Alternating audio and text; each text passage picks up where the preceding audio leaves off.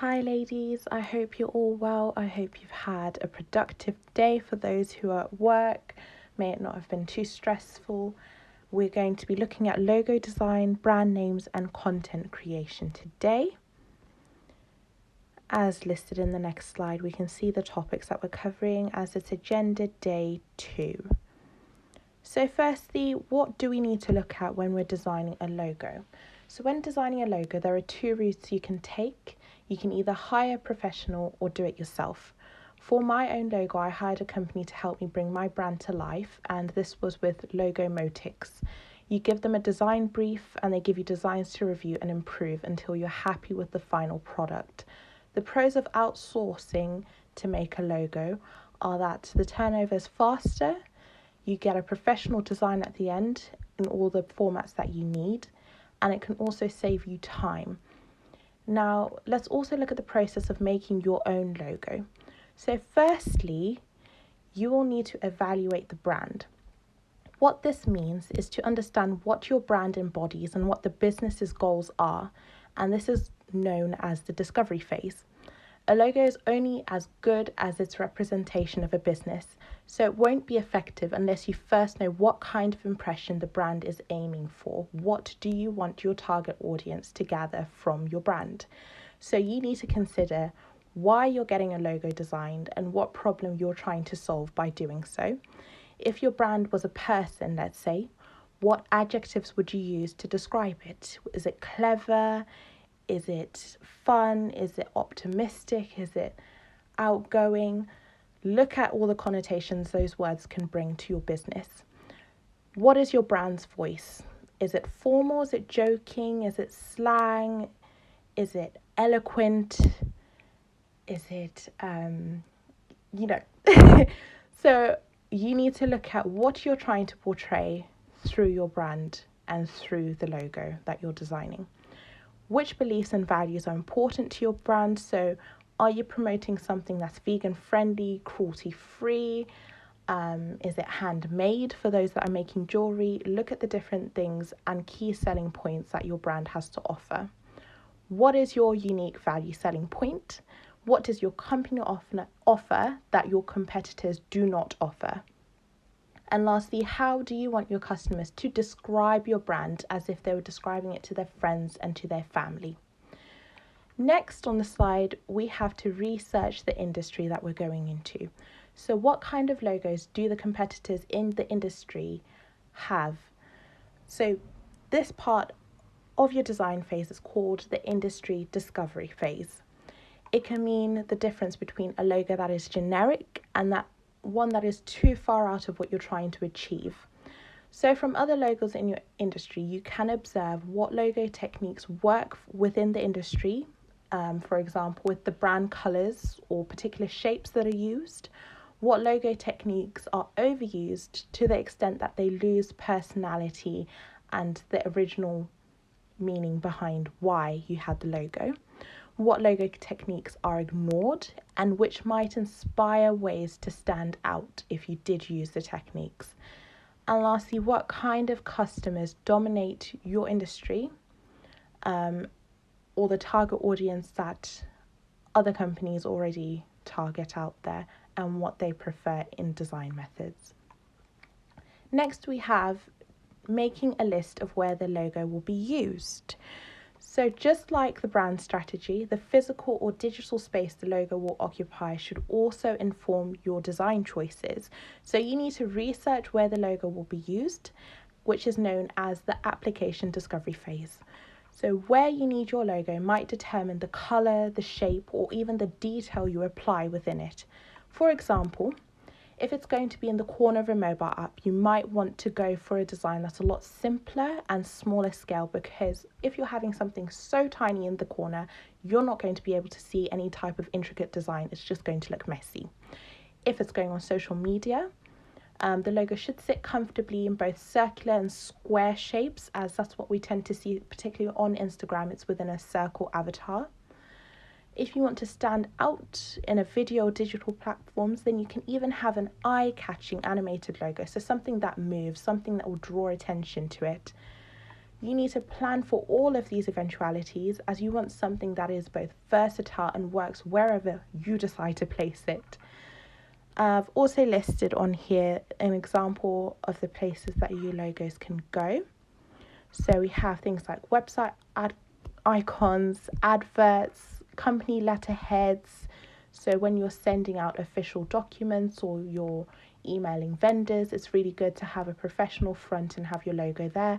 You can have marketing, merchandise, social media profiles, and business cards. When we're moving on, the next step would be to create a digital draft. So by now, at this point, you should have a range of rough sketches for a logo. So take around 3 of your best ones and recreate them in a design software. Some examples are also listed on the slide here as well.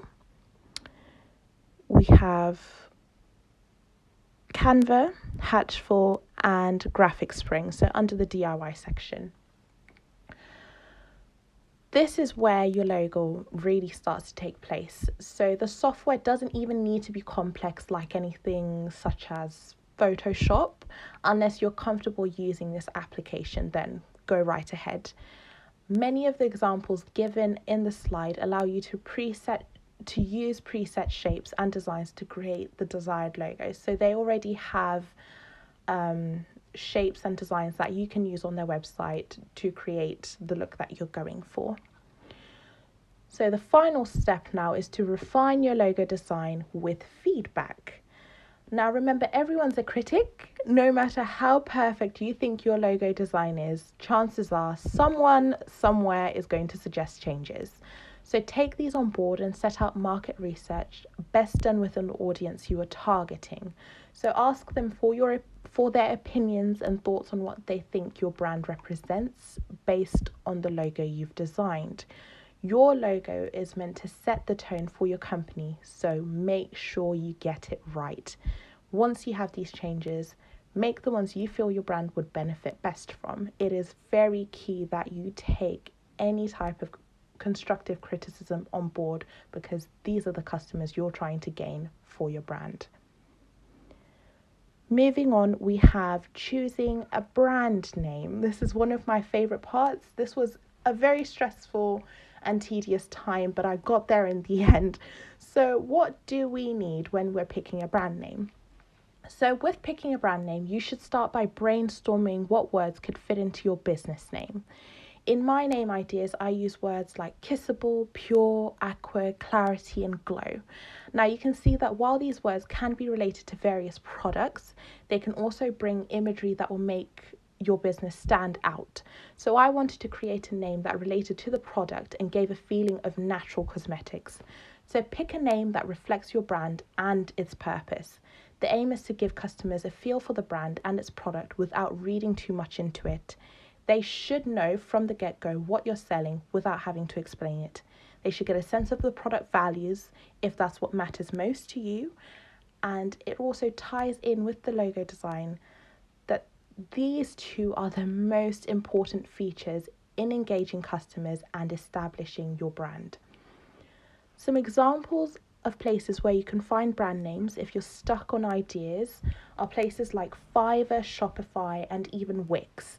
So go and grab some inspiration and develop them further, but you can use the suggestions they have as a key point if you are truly stuck on ideas and can't grab inspiration from them. This is a key thing with this stage. You need to make sure that the name that you're picking for your brand isn't already legally registered elsewhere. So with these official sites, they will only suggest names of brands that aren't already taken. Sometimes it can be really frustrating to sift through platforms to find, is the brand registered? You can also go onto DirectGov, type in the company name, and it will also show you whether it's been taken. So make sure you do that as well, otherwise you could be in some serious legal mess ups. Most importantly, as you did with the logo design, market research, ladies.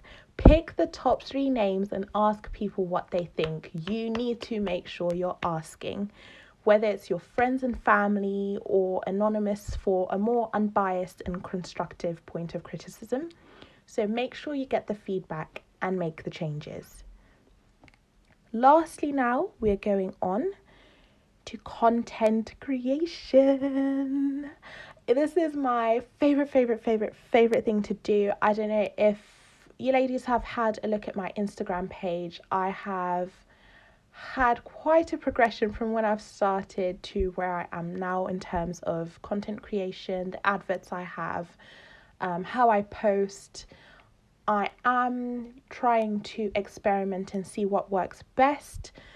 So do have a look, see if there's anything you like. If you have any tips on how I could do better, that is also appreciated as well.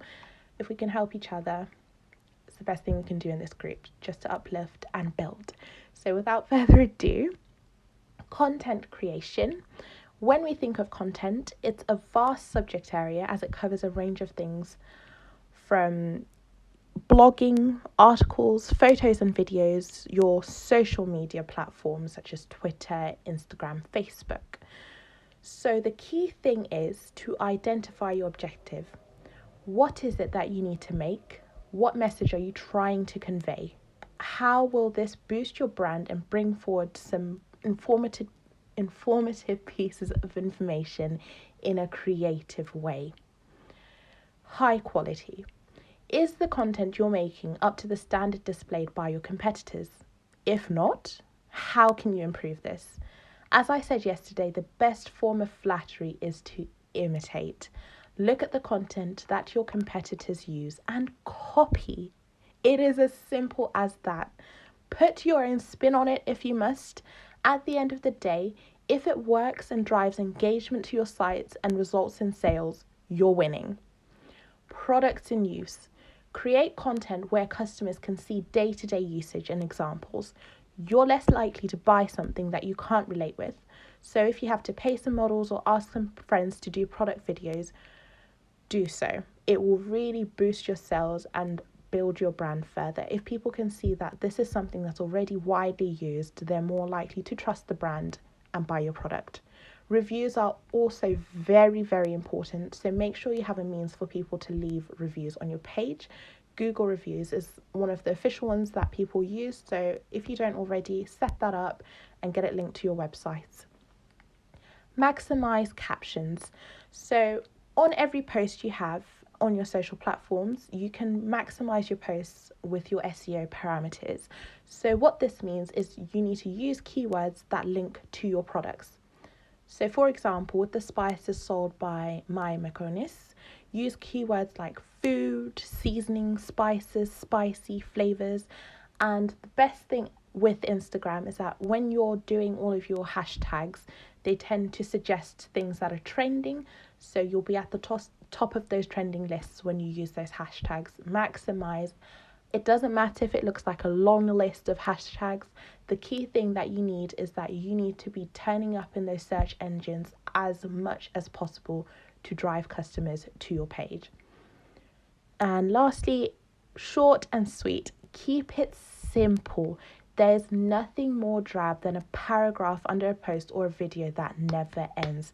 Capture interest, as psychologically in the decade we live in, attention spans have decreased substantially. I know this is quite ironic as I have been going on and on right now, but you need to adjust your content based on the audience you're targeting. So as the purpose of this presentation today is to inform and teach, you want to have more content for the time that you're putting in. So learn what works best, and a really good tool to use when you're trying to analyze how your audience is taking your content is to look at your Insta analytics, as they can tell you how many views you have and how long people watched for. I know TikTok tends to do this as well. You can see whether people have only viewed about 12 to 30 seconds of your content, and in doing so you can adjust how long you're taking videos for and put out better content that people will engage with. Only have the most relevant information showcased, as you could be missing out on customers due to lengthy adverts. I have also given you a range of apps that you can use to create your content in the bottom left box. All of these are used for different things. My favorite one in particular is Impresso, as it gives you templates that are best suited for Instagram with their interactive and fun features. So have a play around and discover your style, and make sure you keep within the color scheme you have from your logo, as this will tie in beautifully with your brand. Most importantly, ladies, remember to be creative, make it personal, and have fun. This is your business, this is your brand. Show people what you want them to see. Show them a bit of a personality and make this yours.